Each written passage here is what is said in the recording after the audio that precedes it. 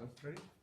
Okay, so we're ready to start the second part of these primary lectures. And it's a great pleasure to have Roberto Longo speaking on operator algebras and conformal field.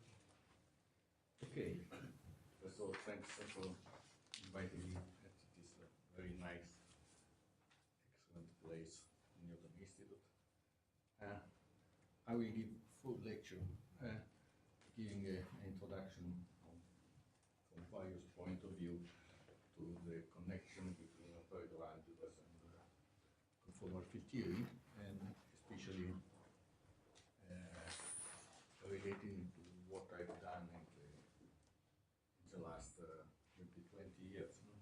So, and I would ask you just to stop and ask questions if you needed, because these were already prepared to slides, so we may discuss further certain things if you like. So, first of all, let me recall some the basic symmetries that we have. So first of all, the AX plus B group. The X plus B group, if we are on the real line, we have two one-parameter group. One is translation, and one is given by dilation, so the exponential of S, let's say, after my multiplication. So this group of affine transformation, AX plus, is called the AX plus B group, and we take the connected component, so A will be positive. What are the representation of this AX plus B group? Of course, they are given by representing the translation and the dilation by two parameter group. And then with the commutation relation, the adjoint action of dilation on translation is again a translation by this factor, exponential. And so if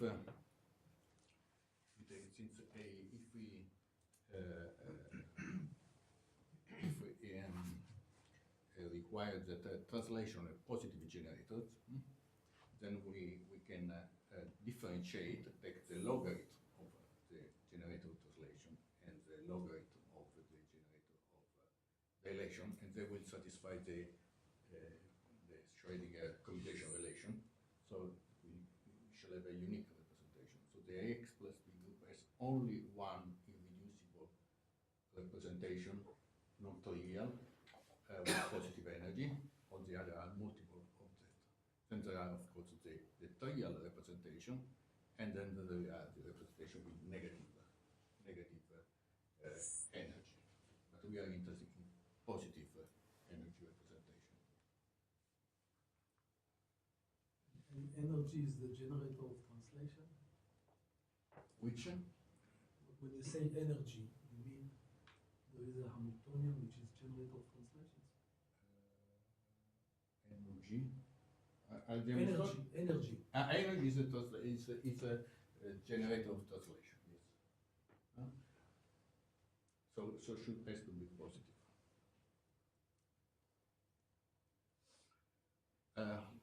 Tomita Takesaki theory. So that's well known, I believe, to all of you. No? So if you have a phenomenon algebra and with a cyclic separating vector, of course we have the L2 space, which is the Hilbert space itself, but we have L infinity, which is the phenomenon algebra, and because in the abelian case this is the case, it is L2, and the pre-dual is L1.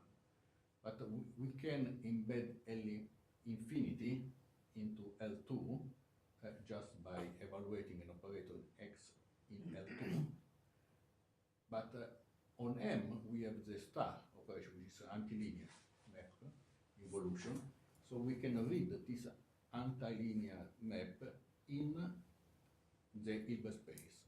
Then it will be not a general bounded operator. It will be antilinear, but it will be closable.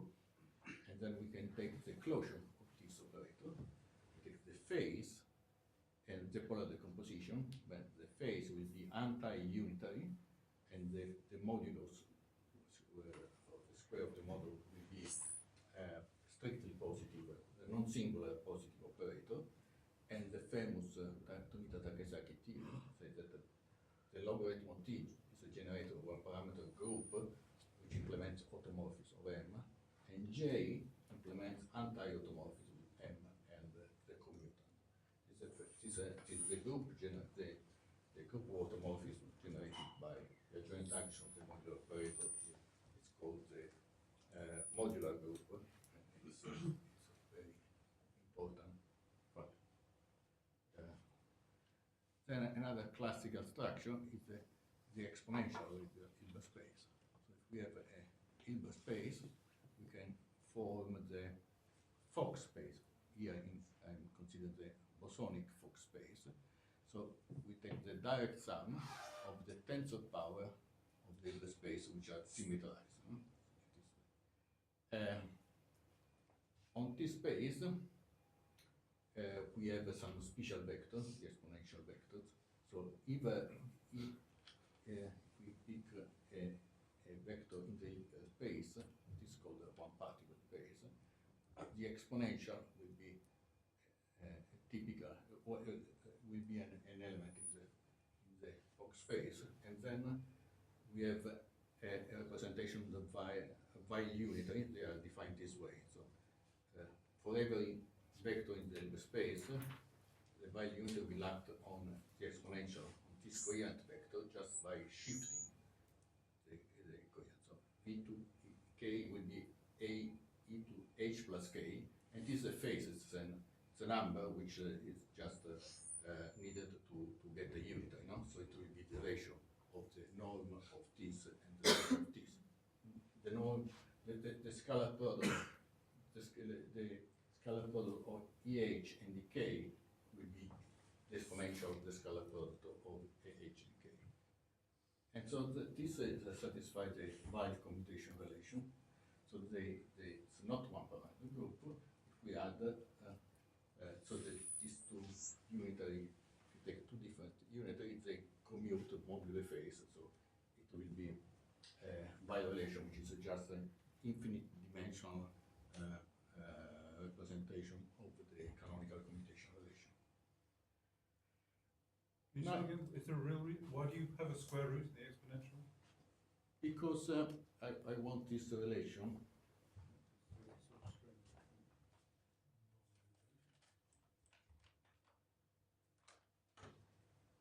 The relation that I want is that if I take the exponential case in the exponential case, this will be h of k. And so the exponential, I want a 1 over n factorial here, so it should come part of yeah, part here. Now take a real linear space or subspace of H. So it's just a subspace which is closed under addition and multiplication by real numbers, real subspace. If we choose that, then we get the phenomenon algebra of the Fock space. How? We take the phenomenon algebra generated by all while unitaries associated with H in H. Okay. So this is called the second quantization phenomenon algebra. And it's easy to see that if we take the closure of H, we get the same for phenomenon algebra. There's some continuity. Now, what is the second quantization? So first, we have to design what is the first quantization.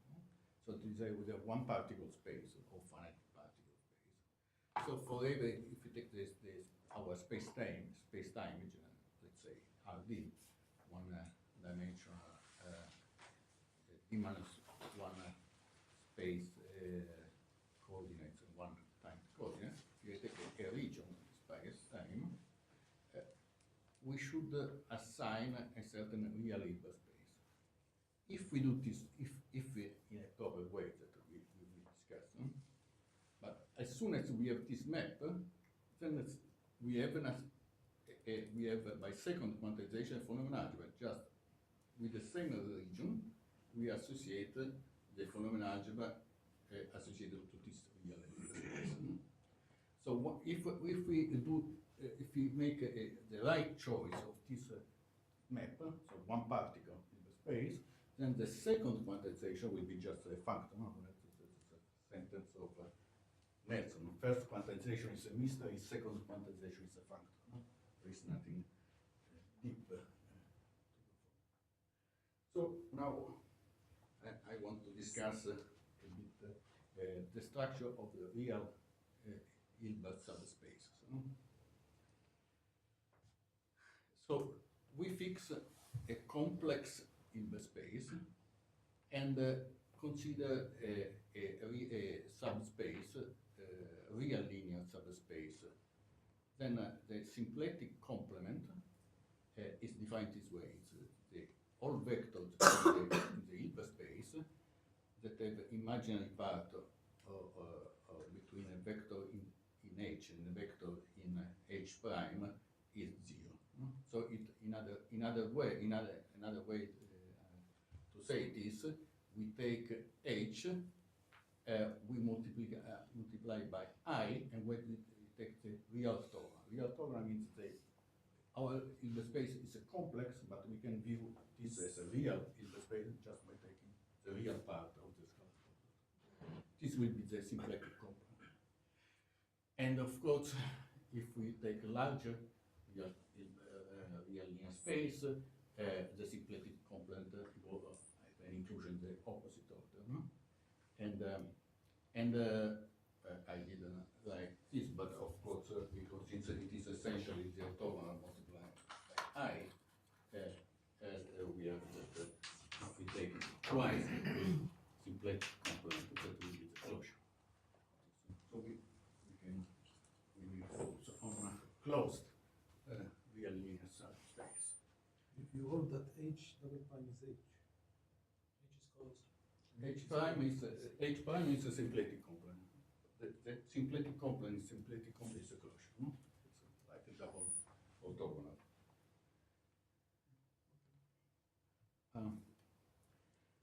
Now it's an important definition. A real Hilbert space. Let's say that we talk about closed. There is no, just for simplicity. So let's say a closed real Hilbert space is cyclic if the complex Hilbert space generated is dense. Separating if there is no common vector except 0 between H and IH. No? So when we have a real Hilbert space, for 3 we have 4. So we have they play this. So as soon as we have H, we have H prime, we have EH and EH prime. And so the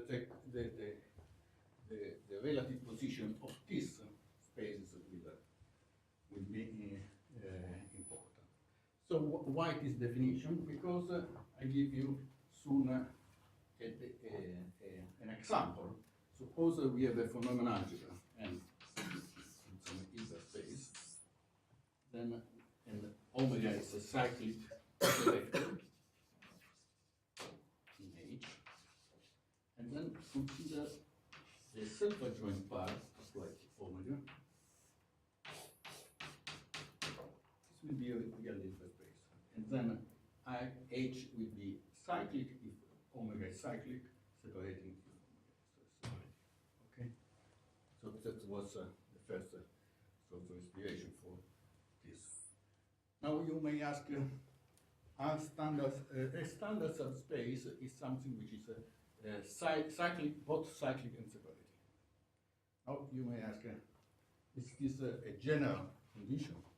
Yes, because if you have any closed space, so we can take the intersection and then we can take EH.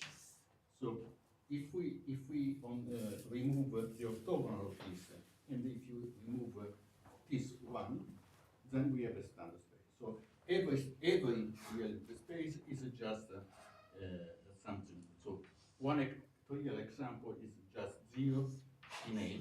and the other is H in H, no? These are trivial. Then every real closed real in the space is direct sum of something like this, a standard one, and something like this. Okay, up. Now, as soon we have a standard in the space, or not that cyclic means for H means separating for the symplectic complement. Or this, so the cycling and separating are dual notion. Now let's start with the standard space, and then we can define an antilinear operator from this space, which is just the linear, the complex linear span of H, no? Which is dense by assumption. So psi plus IH in psi minus IH. This, of course, well defined because this is separating, and it's densely defined because it is cyclic, and it is easy to show that this is of course antilinear, and it is a closed operator with square 1, and in fact the adjoint of this S operator is just the S operator of the symplectic complement. And if we apply to this example, we just get the Tomita or S operator.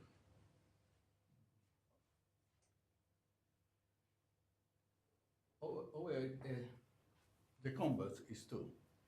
So let's start with the S, which is densely defined, closed antilinear involution.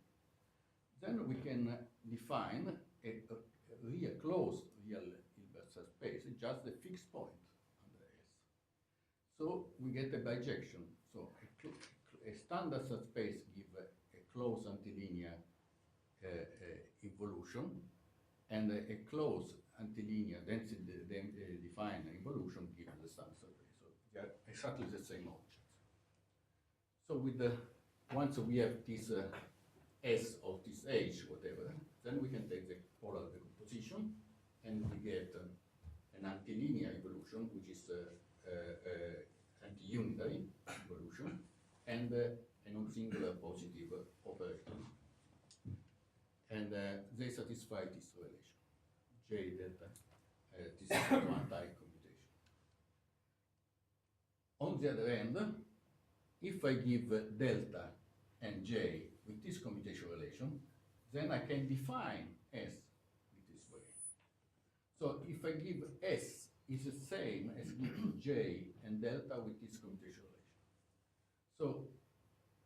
So summing up, a standard space is the same as a closed antilinear densely defined evolution, is the same as a space J delta with J anti-unitary evolution delta strictly positive, positive non-singular operator with this commutation relation. And we have this much easier version of the Tomita-Kasaki theorem. So the unitary generated by log delta maps this standard space itself, and J maps H into H prime. No? Easy to prove. Now we have something which is really surprising, if you want. Now suppose we start now with the standard subspace, a one-parameter group with positive energy, positive generator, such that this one-parameter group maps this standard subspace into itself for positive values of parameter. No? Then, for free, the group generated by T and the modular group OH is a two-dimensional group. It's the AX plus B group. So delta, if we get a representation of the AX plus B group, because the modular group generate the relation. No? We have this commutation relation. Not only, which also with the reflection, so the proper name proper. How does this was originally a theorem for phenomenology, but originally this was standard space. And the proof how does what are the main ingredients of the proof? The proof is based on the KMS condition, no? And which gives some analytic continuation of the modular group, and the positivity of the energy, which gives some analytic continuation of the parameter S. And then if you make the same the right trick, we get this commutation relation.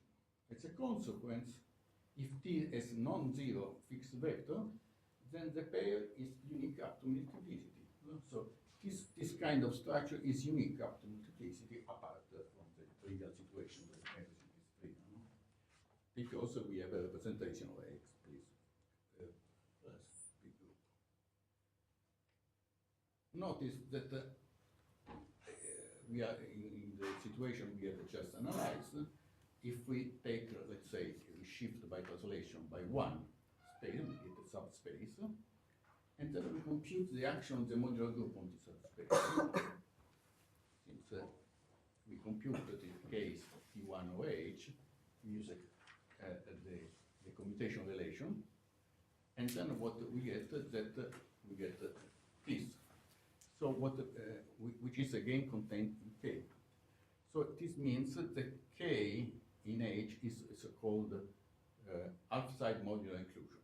So we get an inclusion K of standard subspace where the modular group of the larger maps the smallest subspace into itself for positive or for negative values of the parameter.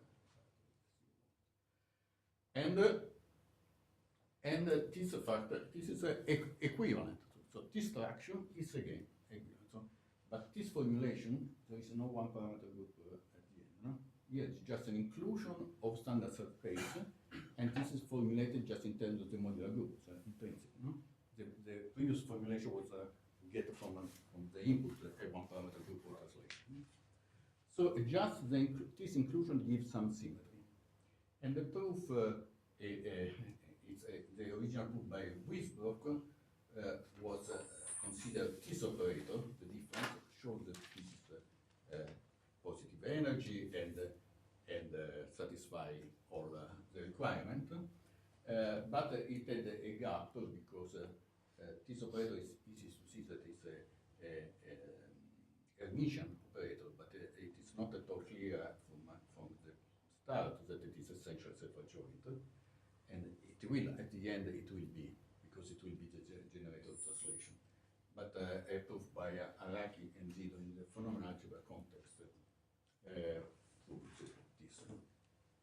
So the moral for now is that just we get symmetries just by looking at standard subspace and the relative position. Now we go one dimensional in the group case. So instead of considering the AX plus B group, we want to characterize further symmetry, the SL2R symmetry, which is three-dimensional. So SL2R, the question of the 4 by 2 matrices, real matrices with the determinant 1, and the SL2R acts on the real line and the point at infinity. No? A matrix A, B, C, D maps the point X in AX plus B on CX plus D. Of course, SL2R contains the AX plus B group, but there are also this reinversion. And this actually is not fate with the kernel, 1 minus 1. So what the group involved is really the quotient of SL2R modulo the center, PSL2R. And X is real. huh? X is real. That the parameter X is real. Yes, it's on the real line. The real line. So we can, but not only real line, but the point that goes to infinity. No? So it's a real line union infinity. So it is a circle. So we get the circle, and we can compactify the circle, and we have a notion of a SU11 on the circle, which is this one. But here I want to put some terminology. So in this context, we can see that a certain one parameter subgroup of SL12 are important. One is dilation, of course, one is translation. But in this circle picture, there is another group which is important, which is rotation. So in rotation, real line and circle are, we can change whenever we want, when we want to visualize rotation. Circle, dilation, translation is real line. And now I want to define dilation and translation for every interval. So the point that the Möbius group are transitivity, no, on translation. So if I have any interval I can map by Möbius transformation by, for example, this interval. This by Cayley transformation will be just the real line because the positive real line. So I declare the dilation of this is just what I get by mapping this interval to this and mapping the dilation. And translation is the same. But there is only one minor thing, that while dilation are well defined, translation are defined only up to a rescaling of a parameter, no? Because of course, if this is not unique, I can modify, I can take an element, make this into this, but it's not unique. It will be unique modulo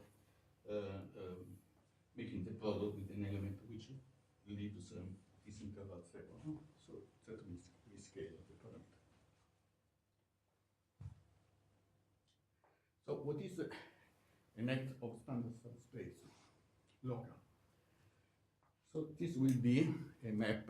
So let's denote by I, the set of all interval of the circle.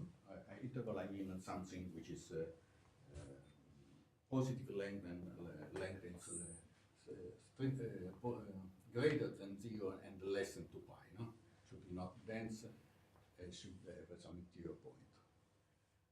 So a net of standard space is a map that associates to every interval a standard subspace of a given space. So that's what we want to do the first quantization now.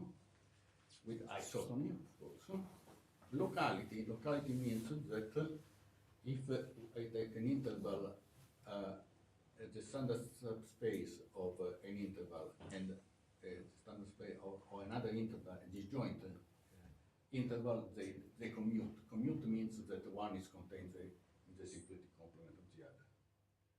Möbius covariant, there should be a representation, unique representation of the Möbius group, such that which acts covariantly, you know? So it moves, it maps the standard subspace of one interval in the one of associated UG of H is H of G I.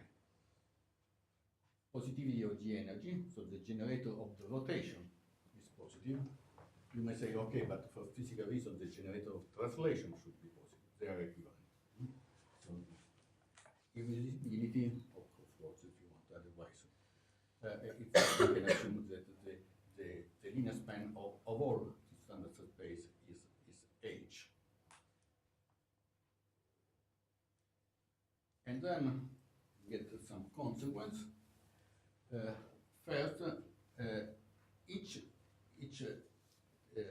of these real linear space is standard. It's cyclic and separating. This Y, this is a sketch of the proof if you want. Standard means there is nothing, no vector orthogonal to HI in the complex sense.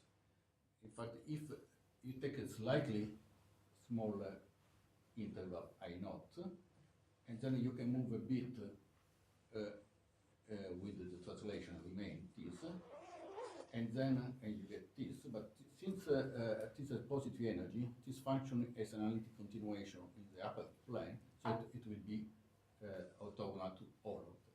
And then you get by reducibility, this will be standard. And then Bisognano Wickman theorem.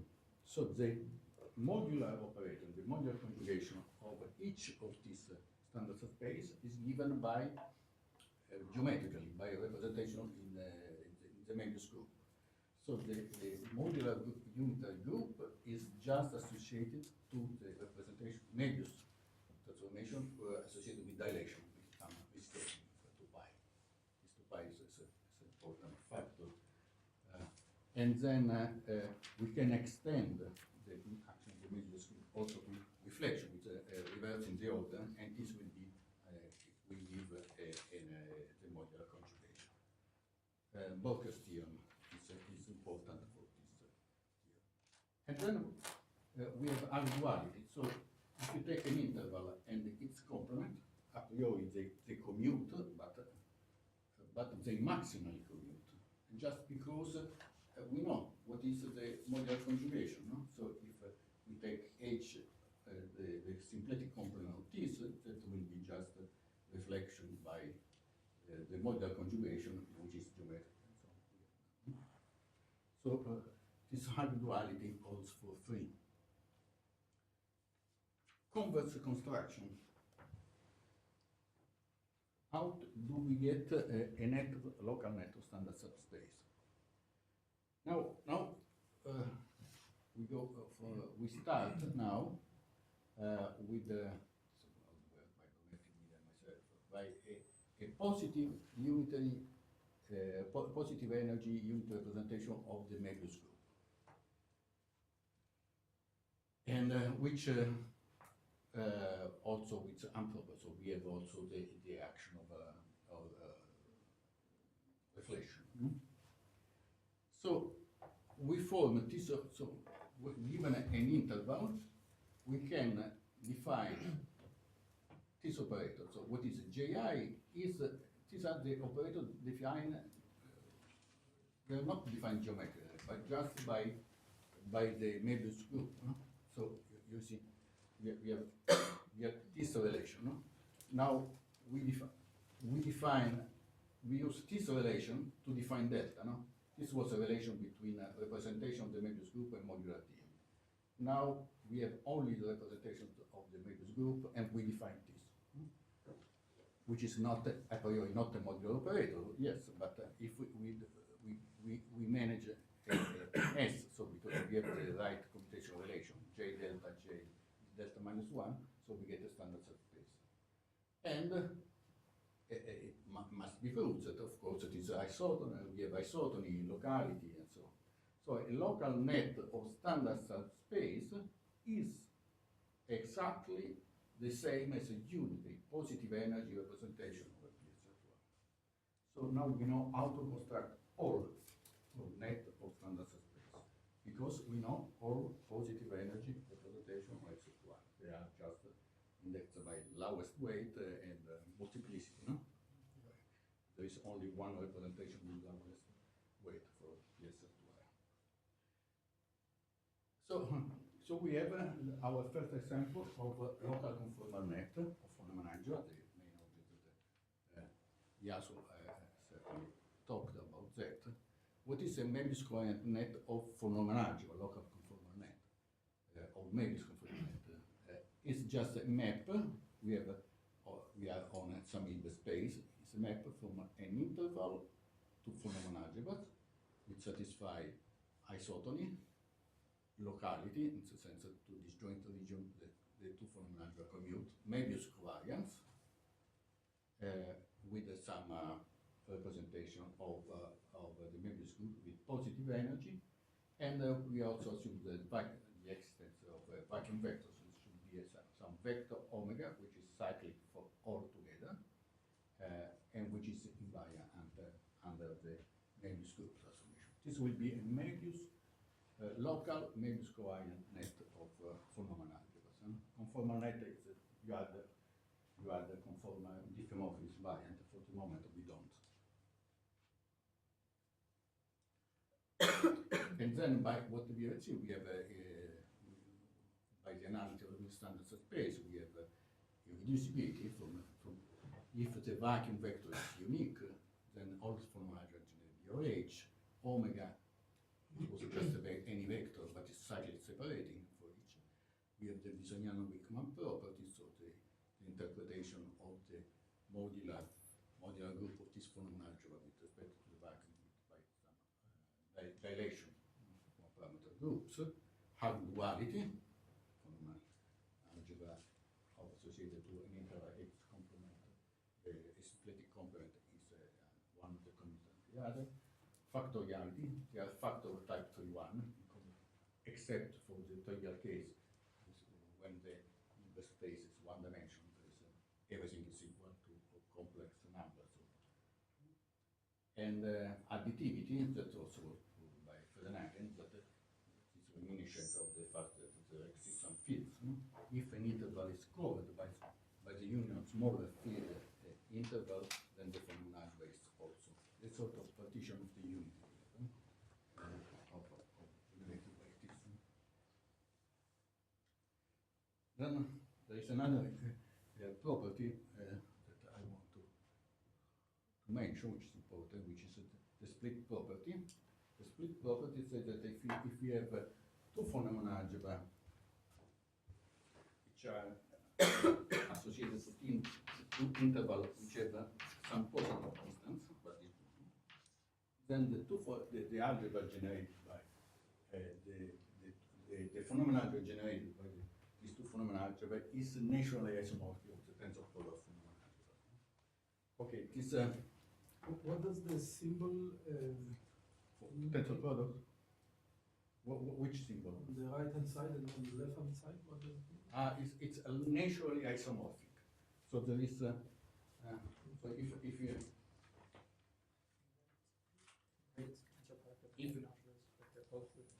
okay, let's say we have two phenomenon algebra that commute. One is contained. Then let's say they are factors. Then if we take the algebra generated by these two, then this is a phenomenon. It's isomorphic to the algebraic tensor product. This is just some it's just isomorphic as a vector space. But it's not in general, absolutely not true in general, that it is extended to continuous. So the closure of this in the weak operator topology will be just a phenomenon algebra tensor product. And that's what a factor property. Now this property explains an important role, and it is in this context it's followed by the extent of the characters. No? So the conformal is traceable. But now a very recent result of Moinelli and Tanimoto shows that this split property follows if we add conformal diffeomorphic variance. So now it's maybe obsolete. When we deal with the conformal invariance, then it is automatic error, but it's a very non-trivial fact. So we can assume. So now we have our first example, local conformal nets. So let's take a Möbius group as for every integer, positive integer, there exists exactly one positive energy representation with lowest the L is the lowest eigenvalue conformal Hamiltonian generator rotation. So we take Z for a positive integer, so we get the standard net of standard space associated to this, and by second quantization. This is our first and most easy example of local conformal nets. Now we can realize this more concretely, if you want. H1, let's take H1.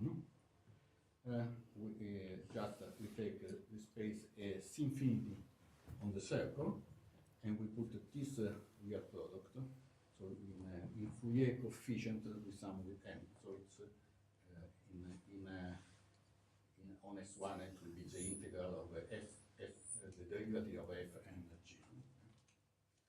This for real function, and then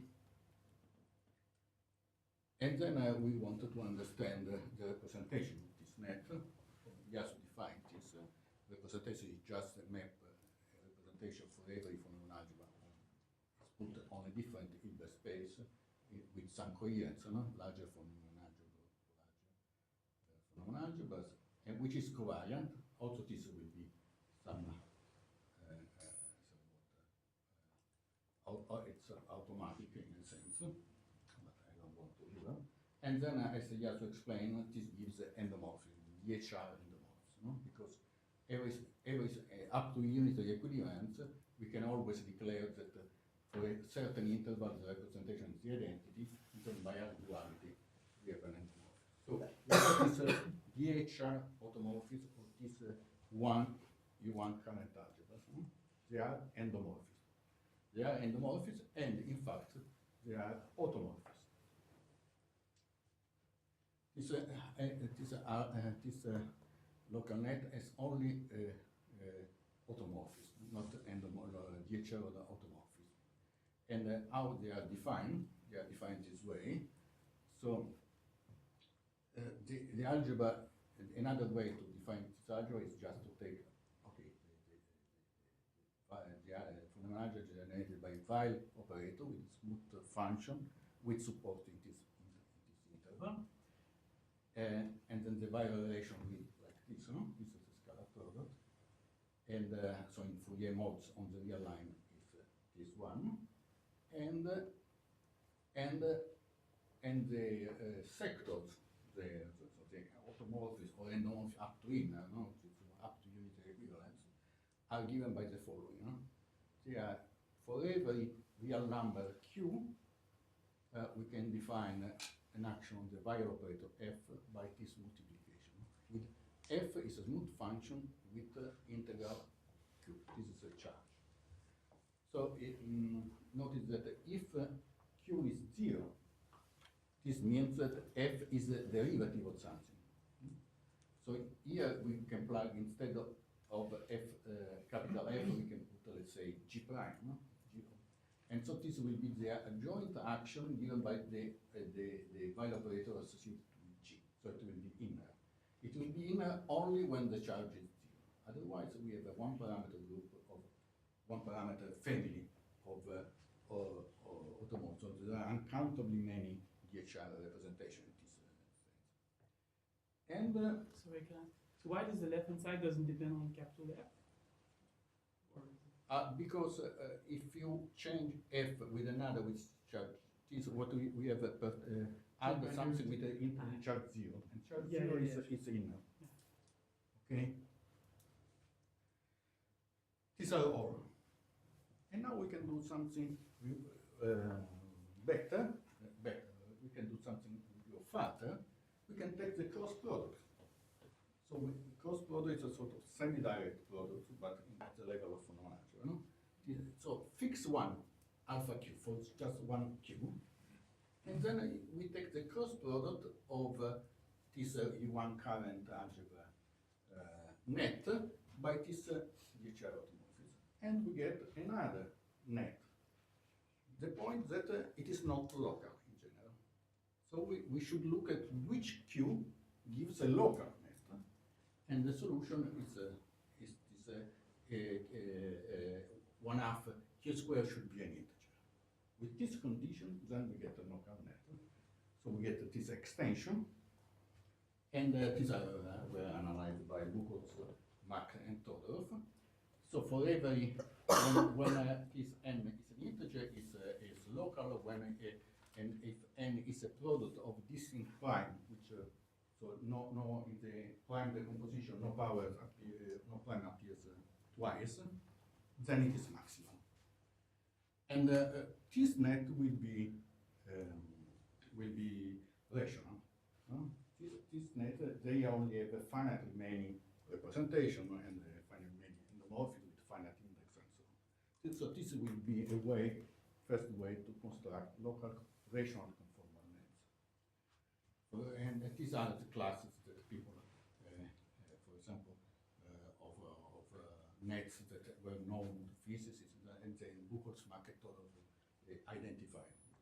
No? So known example were constructed in this way. I think this maybe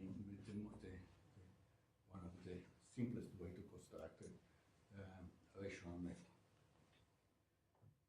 What is this you mentioned about the logical proposition? it's a certain model. It's a result of a book of method they identified. Yeah. So can I just clarify? So for the point of view of CFT here, you're constructing the current algebra. That's the Current CFT algebra, you're yes, constructing. and then the extensions of the current algebra. So nets that contain the current algebra and they are local. And they contain more than the current algebra, or Yes, they contain a further fields, no? So the question is, I have the current, I want to add other fields and to get yes, some. yeah, to get the full CFT. So Yeah. this contains everything. This contains, well, not fully in the sense that it's two-dimensional, huh? Right. It's always chiral. Yes, Huh? it's the chiral bit, Yeah. yeah, but everything in the chiral. The physical point why we have all this sector is that we start with this unit current, Yeah. which is divergence of something. So if you add to the current a constant with j plus c, they have the same commutation relation, so you have an automorphism. This is the Q, it's the Q here. Yeah. Okay, so this. So for the point of, sorry, point of CFT physics, that contains also the fields which are modules for these for what we call the current algebra in physics. No? Yes, usually they contain the current, but it might not necessary. You know, for example, take a Virasoro, just could contain all the Virasoro. Yes. It's not Yeah, necessary, but it can. It can, of course. Of course, it is the central charge will be 1. No? So Yeah. it's particular Sure, context, sure. no? Of course, no? Because, but in this way, I think we can essentially classify all conformal field with central charge 1. No? There is a function with something. There is a technical assumption that it should be certainly true, some finite multiplicity, but basically we know all examples, all conformal field with the central charge 1. And you found examples where central charge equals 1 which are not known before? No. We shall find an example with central charge less than 1 that were not known before, but tomorrow. Central charge equal to 1, and they are essentially probably the best understood, you know, because. So you could think of a free chiral boson, and that's enough? Yeah, well, it's only some example extension, but for example, another net with central charge 1, which is not in this here, it will be the Virasoro net with central charge 1. We only net. And then that will contain, it's not rational, it will contain some endomorph with the finite index and some with infinite index. Tomorrow, I think, I will try to explain this. And now what is the two-dimensional picture? So in two-dimension, so R2, we have a physically, we have a stress energy tensor, which is symmetric and traceless in the Minkowskian sense. T00 is equal to T11, T10 is equal to 0. So essentially, we have only two components, T00 and T01. And then we can form the left and the right mover in this way. And what do you find in the first page? The left mover depends on L only on x plus t, and the other by t minus x, essentially because solution of the wave equation in 1 plus 1 dimension at something that can.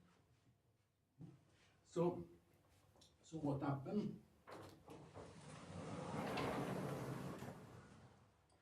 What happens is that we have this. The structure is the following.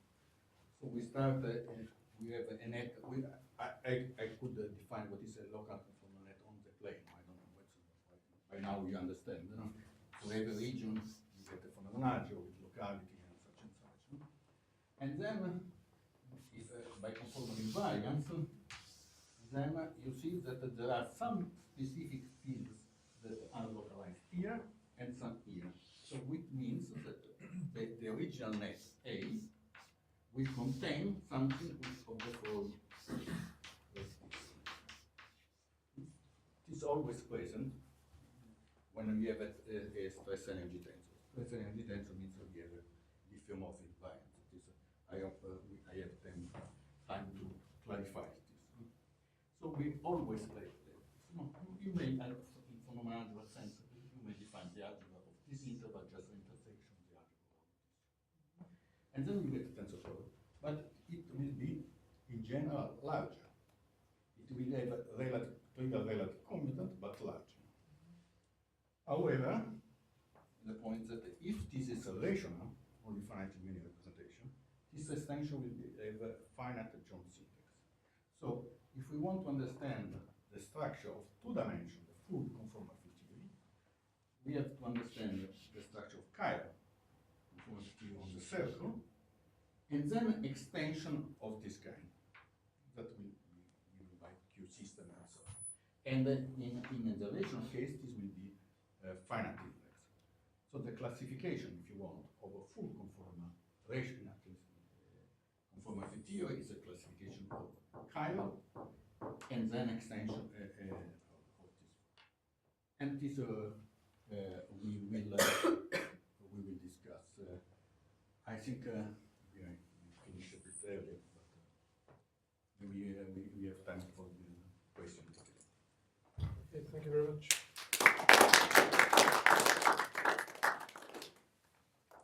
Any more questions, comments? So when you add those two chiral objects, you have some notion of modular invariance? Yes. Okay. Modular invariance comes when we define that we want to understand the extension. Because the extension of this will be just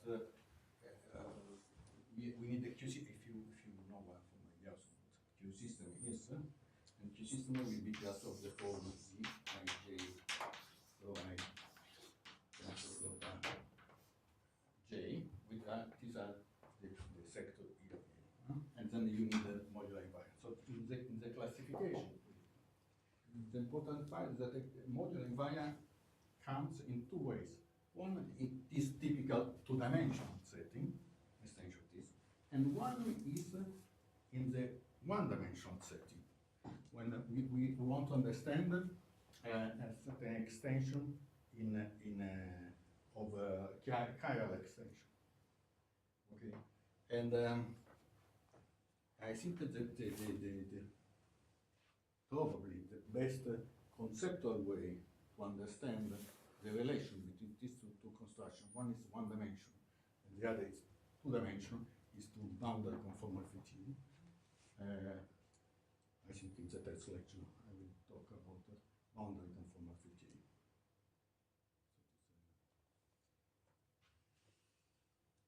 Any more questions?